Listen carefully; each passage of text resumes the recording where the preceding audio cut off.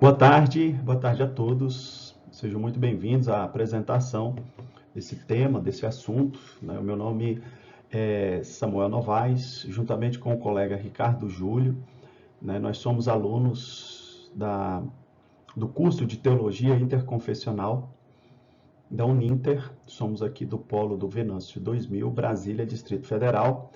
Nós vamos falar sobre um tema, né, com proposta para o portfólio do módulo C2, muito atual e abrangente, onde nós vamos fazer aqui um levantamento através de uma pesquisa nas redes sociais, na internet, né, nos sites e etc., realizadas no estado de Goiás e no Distrito Federal, ver a similaridade entre os resultados desta pesquisa e vamos colocar aqui uma proposta, né, de mudança, uma proposta de solução, não uma proposta de solução, mas uma proposta de enfrentamento da violência contra a mulher. Né? Antes de mais nada, vamos definir o que é a violência contra a mulher. É qualquer ação ou conduta baseada no gênero que cause morte, dano, sofrimento, tanto sexual quanto psicológico, tanto no âmbito público quanto no privado. Pode acontecer independente da idade, da raça, do sexo, da etnia, da classe social.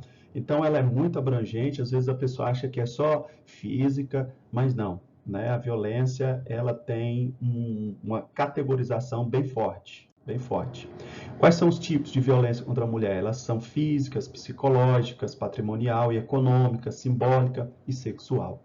Dentro dessa categoria, você pode entender aí, olha, empurrar é uma violência, né? Isolar a mulher é uma violência, perseguir, ameaçar é uma violência psicológica, pressionar, exigir práticas que ela não gosta, né? É uma violência sexual.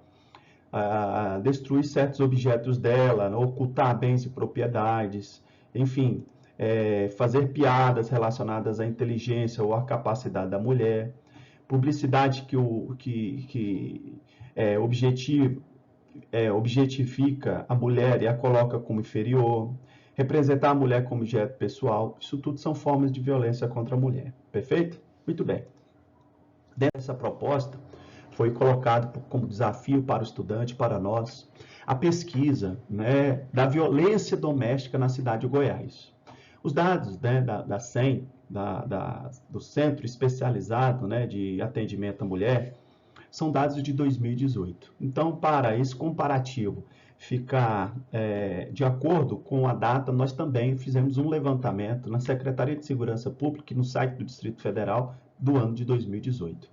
Então, esse documental, né, que está disponível nas referências, vai demonstrar com propriedade aí quais são, né, os índices, e são alarmantes, né, terrível. A cada 3 dias, né, o Centro Especializado de Atendimento à Mulher recebeu um caso novo em 2018, e a cada 1 dia e meio, né, a PM atendeu um novo chamado. Né? Então, nós temos um índice gigantesco, né, de agressões e de violência doméstica. E esses agressores, eles são, né, em primeiro lugar, os que estão amaziados, abrasados. Em segundo, são os namorados, o marido, os parentes e, por fim, lá os filhos. Dentro dessa estatística e desses indicadores, a violência física, das nossas 5 categorias de violência contra a mulher, a violência física ela está em primeiro lugar no estado de Goiás, certo? E por último, a patrimonial. A sexual, aí em quarto lugar, depois em terceiro a moral e em segundo lugar a psicológica, certo? Bem, quais são o estado civil dos agressores e da violência doméstica? A maioria deles é uma união estável. Em segundo lugar são as solteiras, terceira a casada e, por fim, a divorciada e a viúva. Tá bom? Muito bem. Olha só, qual é a situação, né, do agressor e se está morando com a vítima, né? 149 disseram que não, mora com o agressor, né? Então, a maioria não mora com o agressor. Então, está muito relacionado, né, a algo passado, relacionamentos passados e etc.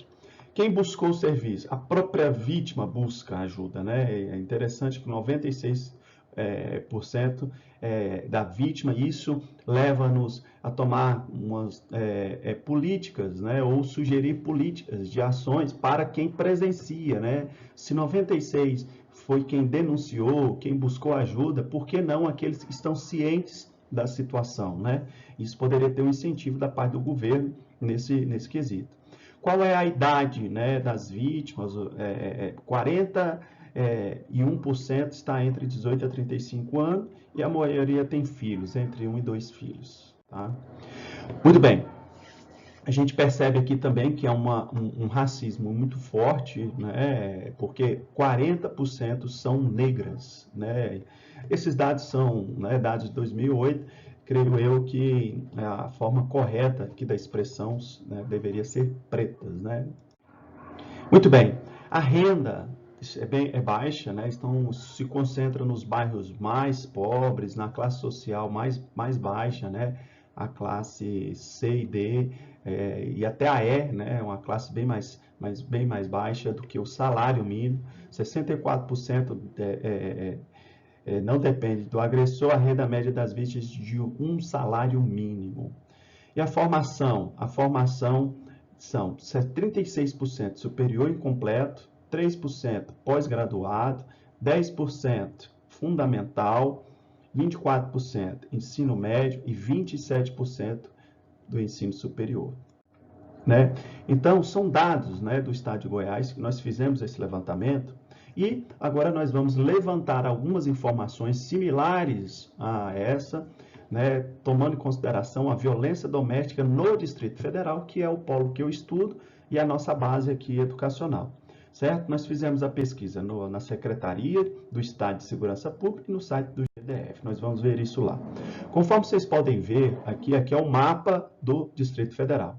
Aqui é Brasília, né? Vou pegar uma caneta aqui. Vou pegar azul. Olha só. Aqui, né, o distrito é Brasília, né? Asa Norte e Asa Sul. Aqui nós temos as regiões do Distrito Federal, predominantemente, ok? Predominantemente. Lógico que temos aqui Sobradinho, Planaltina, nós temos aqui os condomínios, Jardim Botânico e etc.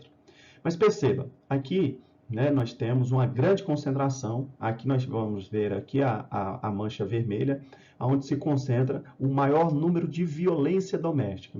Esse bairro aqui, para os que não conhecem, é o bairro da Ceilândia e Taguatinga. Né? São as duas cidades satélites, as regiões administrativas, as duas maiores cidades satélites do Distrito Federal, e compreende, sim, aí o maior índice de violência no Distrito Federal.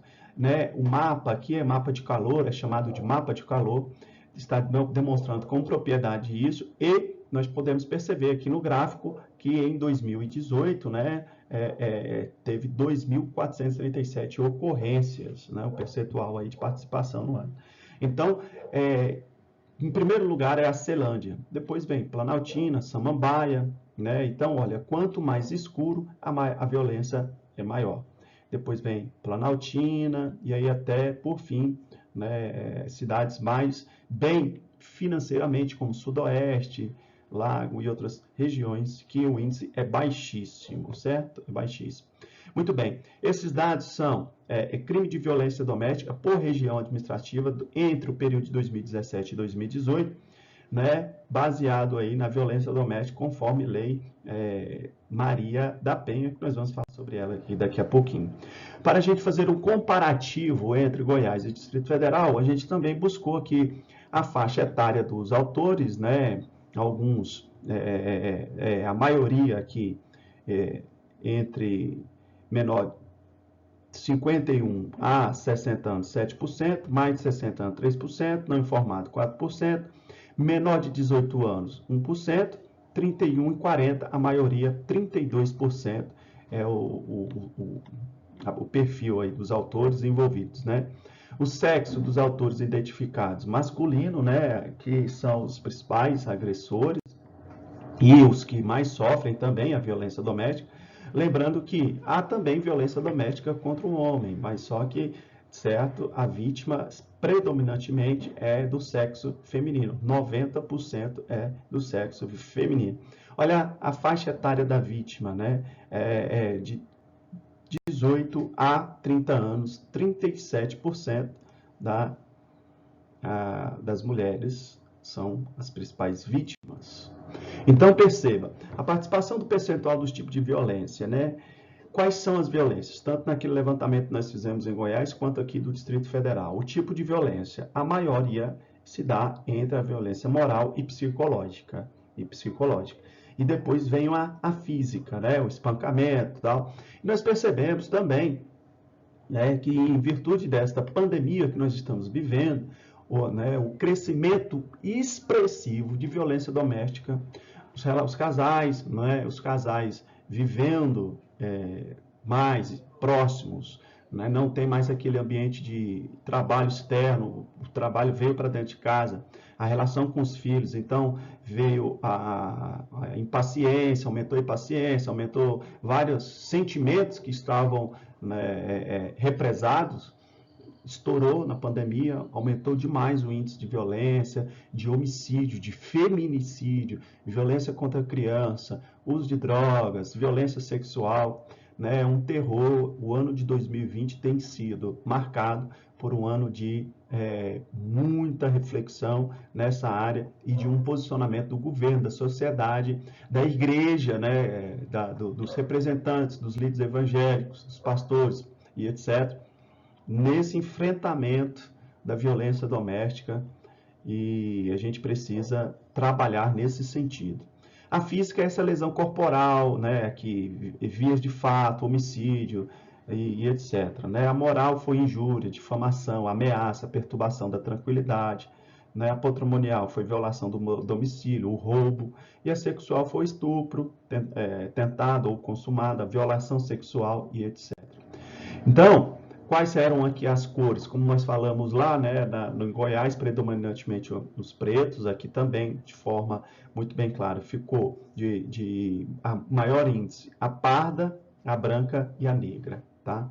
Muito bem, então a semelhança entre os municípios, eu já dei uma pincelada, mas vou falar sobre ele agora. A semelhança se deu é o seguinte, ó, ambos apresentam uma expressiva violência contra o sexo feminino. Então a semelhança foi essa violência contra o sexo, contra a mulher, né, contra a mulher. Violência física, né, mesmo o índice sendo grande ali de uma violência psicológica, mas a semelhança entre eles está na violência física, né, nos municípios. As mulheres negras, pretas e pardas são as que mais são agredidas. Né? E a maioria dos agressores são próximos da vítima. Né? A região da classe baixa concentra os crimes, os maiores crimes. Tá certo? Muito bem. Perdão aqui, né, pela a necessidade aqui de uma correção, mas ok, vamos seguir. Proposta, então, de ações está na educação na infância. A nossa proposta, né, conversando com o aluno, eu e o aluno Ricardo, propomos uma ação na educação na infância. Proposta de ações, educação na infância. A nossa proposta é essa. Né? Qual é a nossa proposta? Dividimos em 3. Né? A longo prazo, curto prazo e médio prazo. A longo prazo, né, é focar na educação infantil, conscientização desde o ensino infantil, demonstrando aí a dignidade da mulher, não deixando, né, as crianças nascerem ou crescerem ou formarem a sua personalidade com a cultura de que a mulher deve ser sempre humilhada, maltratada ou até mesmo agredida. Né? Trabalhar isso na educação infantil, desde a primeira série. Né? A mesma proposta ao longo das turmas, ao longo dos anos, ao longo do crescimento da maturidade educacional dessa criança. Ou seja, apresentar no ensino fundamental até o superior disciplinas focadas no respeito e na dignidade da mulher. Isso aí iria trazer a longo prazo uma mudança de cultura na sociedade. A médio prazo, né, ações de sensibilização em campanhas governamentais, né, 6 meses de projeto, ou até mesmo 1 ano de projeto, de publicidade, propaganda, de ações efetivas do governo, né, e a criação de casas de recuperação. Aqui em Brasília, por exemplo, tem a Casa da Mulher, e etc., que foi inaugurada e imediatamente sofreu problemas aí na sua infraestrutura e etc. Mas é interessante a criação de casas de recuperação, centros especializados de atendimento, como há no Goiás, e também uma proposta de uma efetiva, né, operacionalização, uma efetiva operação desses centros, dessas casas de acolhimento a médio prazo, com ações, né, de treinamento, aconselhamento, psicólogo, médico e etc., financeiro, né, emocional. E também dentro das igrejas, né, um apoio dentro das instituições para aconselhamento, ó, e etc., criação de casas de recuperação, tá certo? E, a curto prazo, ações contra os infratores, né, uma ação mais efetiva da polícia, prisão, restrição, conforme a Lei 11.314, Maria da Penha. Né? Campanha de denúncia, né? Divulgando canais de atendimento, trazer para o WhatsApp, trazer para o Instagram, para a rede social, canais de atendimento, delegacias, né? Abrir mais delegacias, delegacia da mulher em todas as regiões administrativas, em todos os bairros, né? Com centrais de acolhimento, com telefone específico, isso já tem, é ótimo, mas colocar isso de forma mais efetiva e prêmios, né? Uma sugestão de prêmios em valores para denúncias de agressores domésticos. Então, você presenciou uma agressão, se esse caso for transitado e julgado, você ser beneficiado com isso, né? Através de um valor, através de um prêmio, através de algum programa de bonificação. Por quê? Percebemos que em ambos os casos, a própria vítima, depois de muito custo, ela busca ajuda. E às vezes as pessoas estão cientes disso, mas ficam com medo, né? Então, faça uma denúncia anônima e etc. Portanto, dentro dessa apresentação, a nossa proposta é essa. Foi muito bom o trabalho, o aprendizado, a leitura do conteúdo, essa formação desse portfólio, e eu deixo essa mensagem para todos que nos estão assistindo. Os direitos de todos são violados quando os direitos de um só são ameaçados. Tá joia? As nossas referências se deu através do site do SEM, do sítio do Governo do Distrito Federal e da Secretaria de Segurança